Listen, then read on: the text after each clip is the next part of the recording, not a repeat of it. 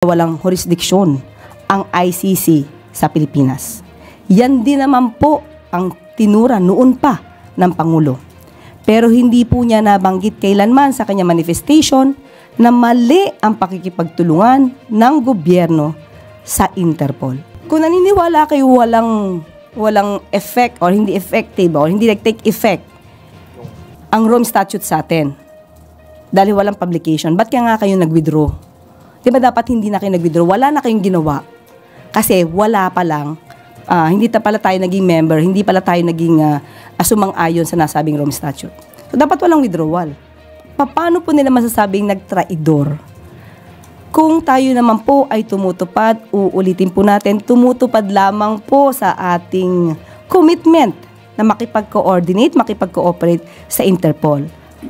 May pagtatraidor din po ba kung mismo tayo ay nagbibigay ng tsansa para ma-enjoy, no? Ni dating Pangulong Duterte yung due process na pinagkait niya dati sa mga biktima ng EJK.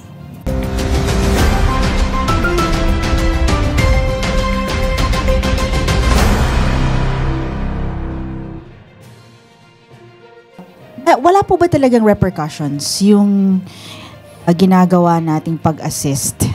Ginawa nating pag-assist doon sa pag-arrest.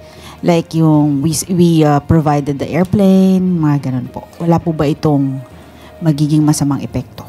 Mas magkakaroon po ng repercussion kapag po hindi tayo tumugon sa ating obligasyon na makipag-cooperate sa Interpol. Yeah, since hindi na tayo member, yun ang... Hindi naman po ang konsiderasyon dito ay yung pagiging miyembro ng ICC. Ang konsiderasyon pong ibinibigay natin dito ay yung pakikipag-cooperate po sa Interpol. Iginit po kasi ng OSG na wala nang kahit anong legal obligation ang gobyerno na makipagtulungan sa ICC dahil nga daw po hindi na tayo miyembro ng Rome Statute. Okay. Sa kanya pong manifestation, sinabi he wants to recuse himself to represent because he cannot effectively represent the government. First, okay? Ginagamit po kasi ito ng ibang mga partido na di umanong naniniwala ang Solgen na may kamalian sa ginawa ng pamahalaan sa pakikipagtulungan sa Interpol. Maliwanag po kung inyong nabasa ang manifestation po ni Solgen, ni Nardo Guevara. Binanggit lamang po niya na siya po ay naniniwala na walang jurisdiksyon ang ICC sa Pilipinas. Yan din naman po ang tinura noon pa ng Pangulo. Pero hindi po niya nabanggit kailanman sa kanya manifestation na mali ang pakikipagtulungan ng gobyerno sa Interpol. Yun po. So, kung hindi po niya kakayanin ipagtanggol ang gobyerno, ang mga opisyal po ng gobyerno na tumugon sa Interpol, siguro sa kanya pong damdamin lamang po yun. One follow-up lang po, ma'am. May possibility po ba na palitan ang Solicitor General kasi parang he defied yung mandato niya na maging representative po ng gobyerno sa mga kaso? Wala pa pong napag-uusapan dyan dahil napakabago po talaga nito. Lumabas lang po yata ito kagabi. Pero siguro po mas maganda po kung mismo si Solgen ang mag-assess sa sarili niya kung siya pa po ba ay nararapat na tumayo bilang Solicitor General. Follow-up to the same question, Tuesday, New DZBB. Good morning, Yusek. Kung ganun po ang sitwasyon ngayon ng OSG, ano po ang natitirang option or legal remedy ng gobyerno para magkaroon ng representation po doon sa pagtatanggol kay dating Pangulong Duterte sa ICC if meron man na plano ng ganito ang gobyerno? Kailangan po sumagot. Kung sino man po ang respondent sa Supreme Court, hindi po maaaring hindi sumagot. Kailangan po ipagtanggol kung anong ginawa nila at ipagtatanggol po ito base sa batas. Mayroon po bang plano ang pamahalaan natin na kumuha ng service, legal service ng private counsels to represent the government for that? Wala pa po kami na pag-uusapan kung ano pong balakin dyan, pero sasagot po sila. Kung ito man galing sa gobyerno ng mga lawyers or private, hindi pa po namin na pag-uusapan. But meron, ma'am, na ganong option na gagawin dahil nga ang OSG ay dumistansya na. Kukuha po sila ng abogado. Hindi lang po natin alam kung mula sa gobyerno o mula sa pribado. Sino po ang kukuha ng abogado? Yung mga respondents po.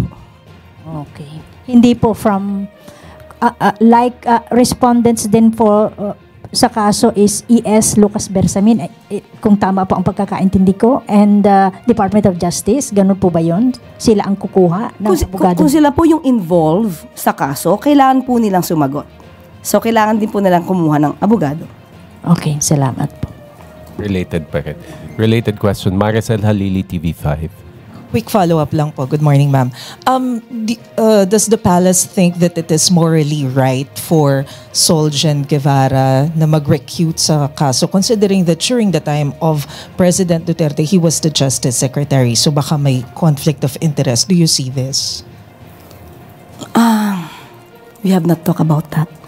But we know that he will recuse himself from representing the government. And if it is related with his former post as the OJ secretary,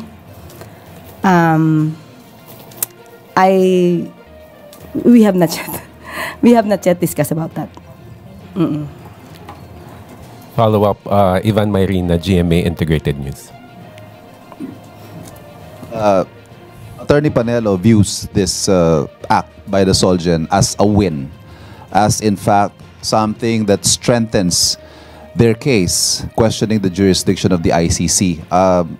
Your reaction to that? Of course, he will make that statement favorable to their case or to their position, when in fact it's very clear from the statements, from the statement of Solgen Guevara, that he's only discussing about the jurisdiction of the ICC. And that is also the pronouncement of the President that the ICC has no more jurisdiction over the Philippines. So there's nothing wrong with that. But never did Mr. Solgen mention that he is against the cooperation of the government with the Interpol.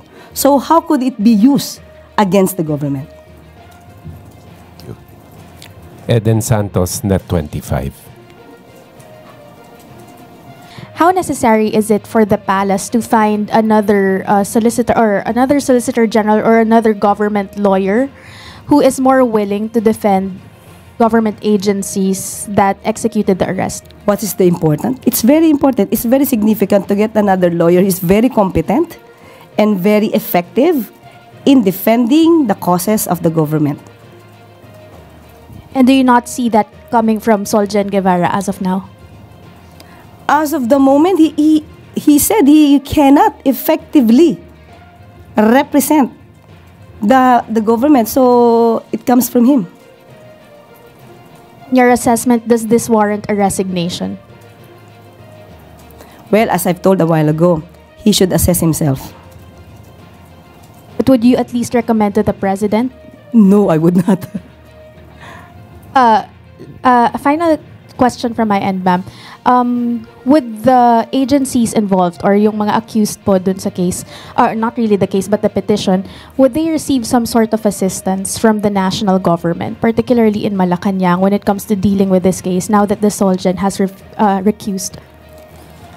If it talks about official duty, I believe it should be the assistance from the government should be given, considering that it is official duty. They are not performing in their private capacity.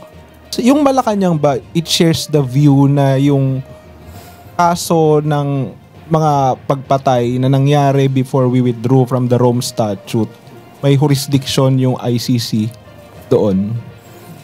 Okay, magandang katanungan yan. Una, ang sinabi kasi ng Pangulo is walang jurisdiction ngayon. Ngayon. Totoo naman po, walang jurisdiction ng ICC. Ngayon. Pero, kung pagbabasihan po natin ang sinabi ng Supreme Court sa kanila naging decision, although it's an obiter dictum, but still, pronouncement pa rin ng Supreme Court na lahat po na nangyari na krimen, nasakop po ng ICC. At ayon din po sa Rome Statute, na naganap prior to the withdrawal from the Rome Statute, meron pong jurisdiction ang ICC. Okay, kasi po nung nasabi po ni former presidential spokesman and legal counsel Salvador Panelo na hindi naman daw talaga nag-take effect sa Pilipinas yung Rome Statute because it was never published in the official gazette ng ating pamahalaan. What do you say to that?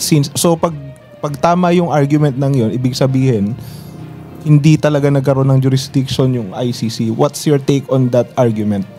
Kung hindi po nag-take effect ito, ba't kailangan sila mag-withdraw in the first place? So, ibig sabihin, na-ratify po ito.